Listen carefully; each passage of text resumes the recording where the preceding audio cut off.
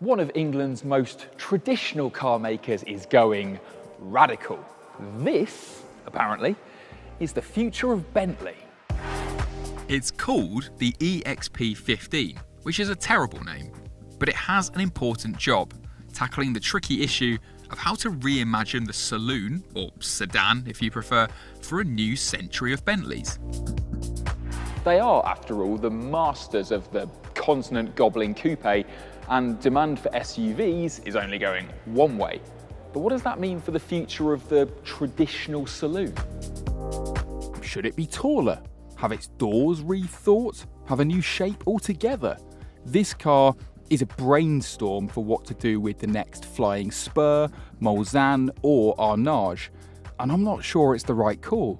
It could be Bentley's equivalent of the beaver tooth BMW moment or Jaguar's Type 00. Is this just too big a leap into the future for classic Bentley looks?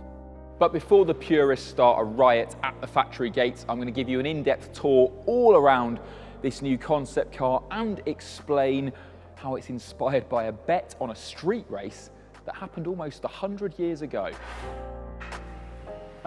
If you're wondering why I've parked it in a building site, this is Bentley's very new design studio. And it's basically the room where the next century of Bentleys will be sketched or rendered. I'm sure it will be lovely when it's finished. So what do you think to the new face of Bentley? They're not worried about disrupting things, are they? It's, well, dare I say it, it's a little bit Rolls-Royce, which is kind of ironic given they used to own Bentley. But yeah, look how upright and kind of imposing it is.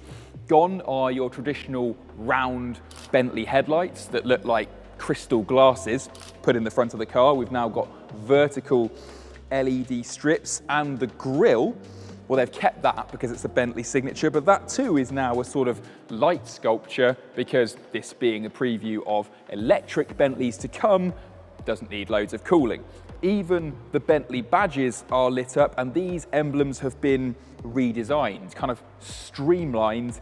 It's actually only the 4th time in Bentley's 106-year history that they've dared to fiddle with the badge.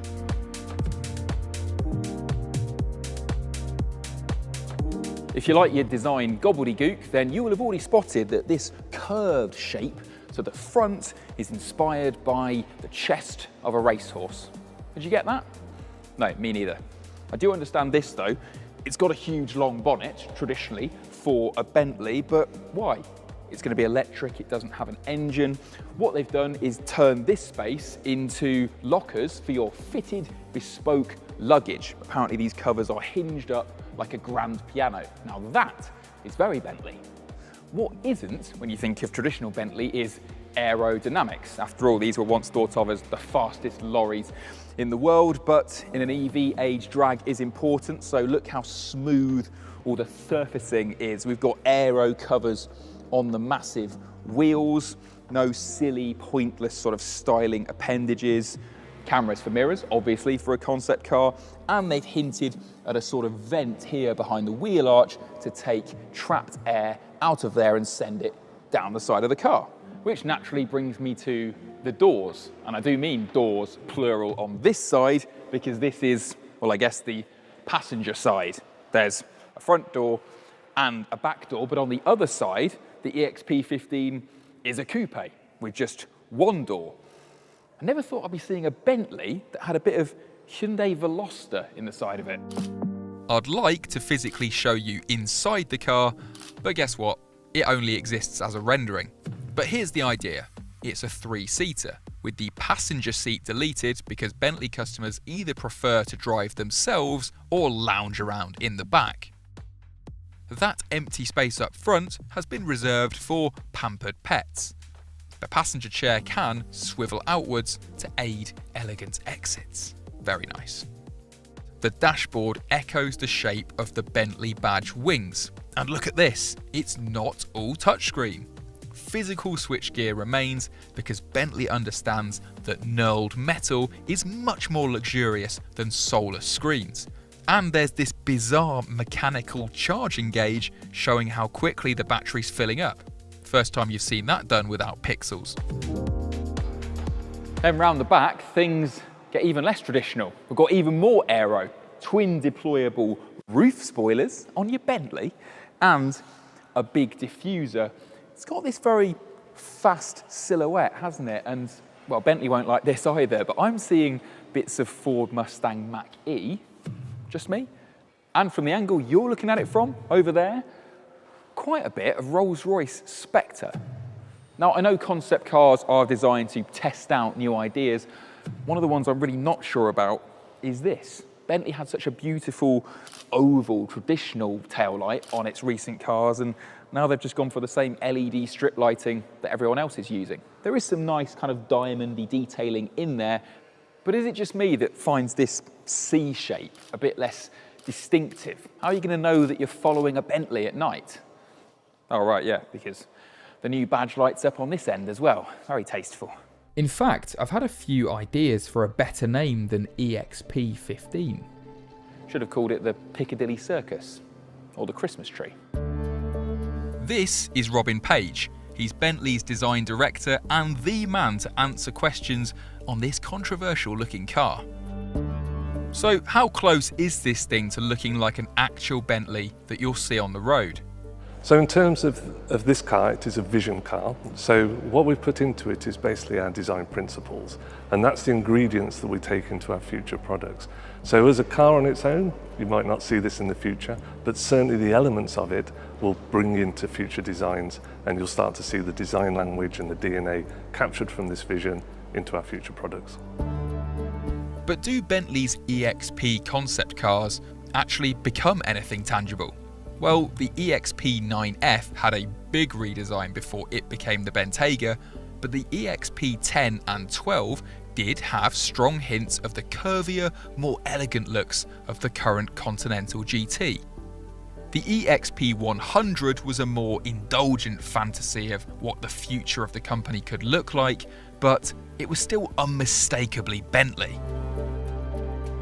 The thing is, in an age of Instagram AI car renderings and motor shows being dead in the water, do concept cars actually matter? Concept cars are still important.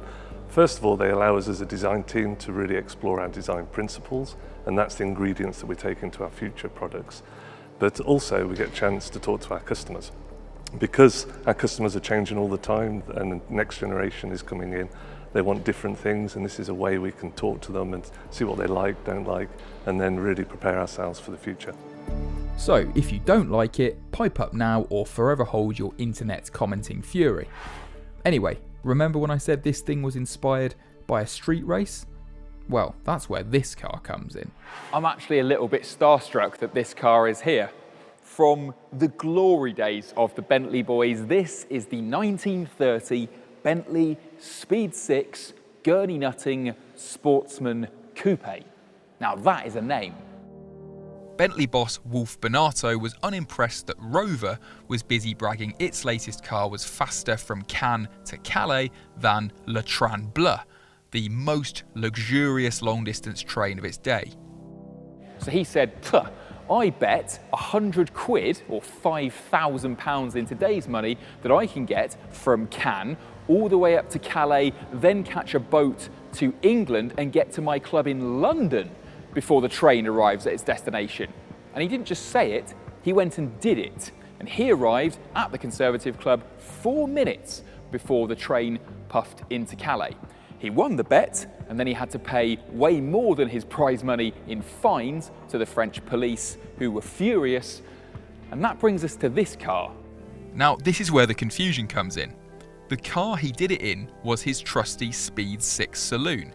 So to celebrate, he names the new Gurney Nutting coach-built coupe he'd ordered after the feat. It was delivered a month after the race and became known as the Blue Train Bentley. Over the years, the tale got twisted and people started to believe that this was the car that raced.